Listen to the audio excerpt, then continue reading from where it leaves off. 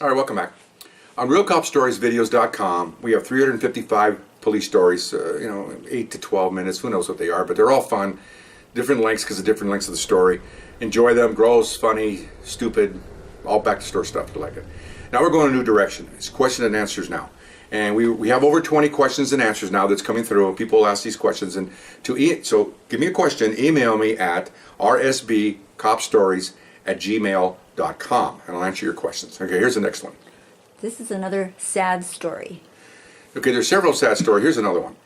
I'm working the night shift. This happened near the night shift, which would be around 3 o'clock or so, 3:30. We come on about 4. And in fact, we heard the calls come out. We responded, but we got there late because we're not working right yet. Here's what happened. I heard this from several officers. I didn't do this myself, but this is one of the few times that I didn't actually see it or do it. Okay. But I heard very close partners. They had a call come out, man with a gun at a doctor's offices, like a HMO office, And so some units were responding, and while they're responding, they hear shots fired at the doctor's office. So now they're really responding. And then they put out a broadcast. Brown car, 2 males in it, one with a rifle, automatic rifle, leaving the place. Okay. What he did was he went inside. It was a husband and wife thing.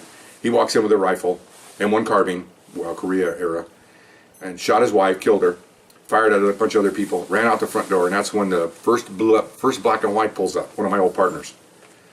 He's running out of the door. Literally, when they come up the driveway to the parking lot, he sees the officers. He fires one round at the officers, jumps in the backseat of this car, and the car takes off. Somebody else is driving it. He's in the backseat. So they're in pursuit. Other units are responding. Everybody's rolling. We worked a pretty quiet division. So we had another story on Real Cop Stories where there was a bomb guy walking around with a plunger and dynamite on his bank. Huge for our division because we had a pretty quiet area. I mean, and we had gangs and stuff. We didn't have this really crazy shoot 'em out kind of thing. Other divisions had that. So anyway, we're at roll call, and guy turns the radio up. We can hear the units responding. Help calls going out. Units responding. There's already got like 7 or 8 units already responded to this. So our supervisor goes, guys, we don't need to go. There's enough units here. Just calm down. We're still at roll call. And we all want to go, but by the time you get there, it's going to be too late. It's happening now. Okay. Like I told you before, most shootings 15, 20 seconds. This thing had lasted probably about 3 or 4 minutes, and it's over. Okay. So anyway, they're chasing him.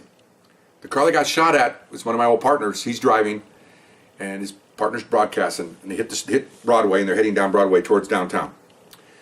Guy busts out shoots around through the back window, busts out the window. You can see him raking it with his machine gun, and starts shooting at cops. Okay.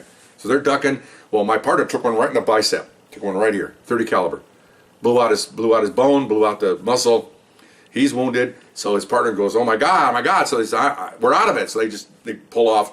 Then they're heading towards one of the largest hospitals in the country, USC Medical Center over there in East LA. So he rolls in there, trauma, and of course, one supervisor pulls off to go with him because you got an officer shot. Another unit takes his place. He's firing. This unit takes a couple of rounds into the radiator.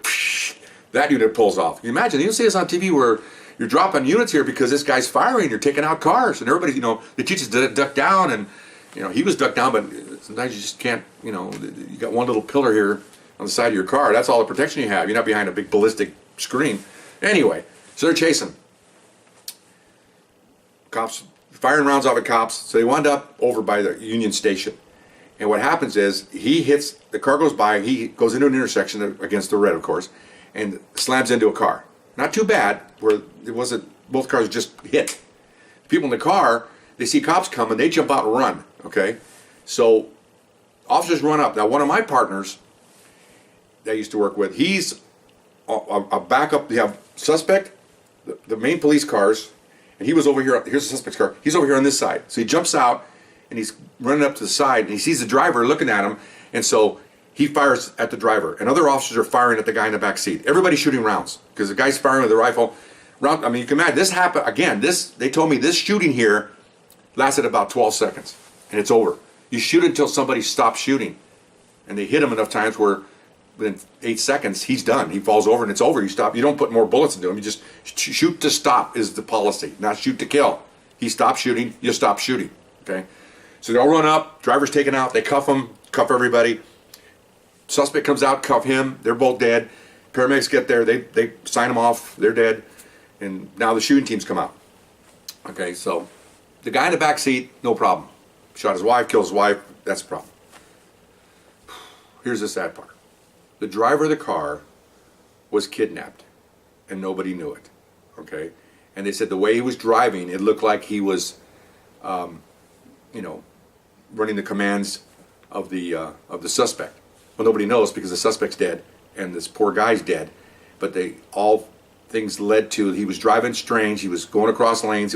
Apparently this guy was telling him what to do, and he just panicked, was driving like crazy. And the officers think he's part of this shooting. They don't know anything about. I'm telling you all the facts afterwards. They don't know that this is a family dispute between husband and wife. They don't know that they just have a guy, an active shooter, shot people. They're getting word over the air that there's one woman dead inside, several wounded. So they think it's just a robbery, or who knows what they're thinking. But I got two suspects in this car, and they're possibly both armed. So that's what they think at the time. All this fancy stuff afterwards is just after the fact. So, like they always do, the coroner all guns are given in, and the ballistics checks all the guns. They want to see which bullet hit which person. The coroner wants to know which bullets were fatal. He'll decide which ones were fatal, which ones weren't, and they try to decide what bullet hit what person. It takes a long time. It takes 6-8 months to do this. Okay, all the guns are checked for ballistics. They're compared. Well, it turns out that two of the bullets, one in the head here and one in the arm or something, was from my ex-partner on the driver. He killed the driver, pretty much. The other bullets were leg and arm, and he killed the passenger. He killed the driver, which turns out that he was a hostage. Sad. Okay, so as soon as that worked, because once they found out that night, because all the officers, we had to guard the officers, so to speak. We took them to the station, separated them.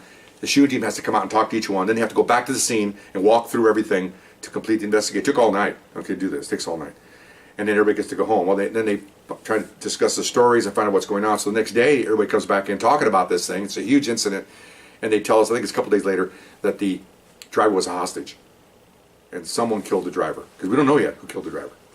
Okay, so then he knows. He was on this side. So the guys are talking to him. Well, what do you think? Well, I think I might have, because, well, then about 3 or 4 months later, it came out that his bullets were the one that killed the driver, who was the hostage. He didn't handle it well. He came to work. He was not responsive to supervisors. They sent him to the department shrink, because anytime you have a shooting, the shrink has to shine you off. So he had a hard time, very hard time. The department, with the shrink's recommendation, pensioned him off on a psycho pension. We call it a psycho, but it's a psychiatric pension disability, because he could never function again. It really traumatized him to kill an innocent person, and that's how the media said it was. But it's true. But really, you can't judge like that. It's just in the heat of battle, literally in the heat of a shootout, and you think he's involved. He didn't have a gun, but he was driving the car, and maybe they thought he was going to get away, which is that they thought he would probably get away again, because cars bounce off and keep on going. And so it was really sad to see this guy. Really nice guy. He played racquetball. Very gregarious guy, outspoken, roll calls, he's telling jokes. Just someone just sits there in the corner, almost in the fetal position, didn't want to talk to anybody. You could just see it. It was like somebody hit a switch. Pretty sad. Yeah, I only saw him one day at roll call, and he was sitting like that. His switch went off. And it's really sad. So, and then a couple days later, we come back, and, his locker's open, because, you can tell everybody has their lockers, and, you go back, because everybody knows where everybody dresses, because we're all together in this locker room. And, we see we had our names over the lockers, and his door's open, it's empty. So he's cleaned out. He's not there anymore. We went, where'd he go? Did he get transferred? And he went, no. It's gone. Oh my gosh.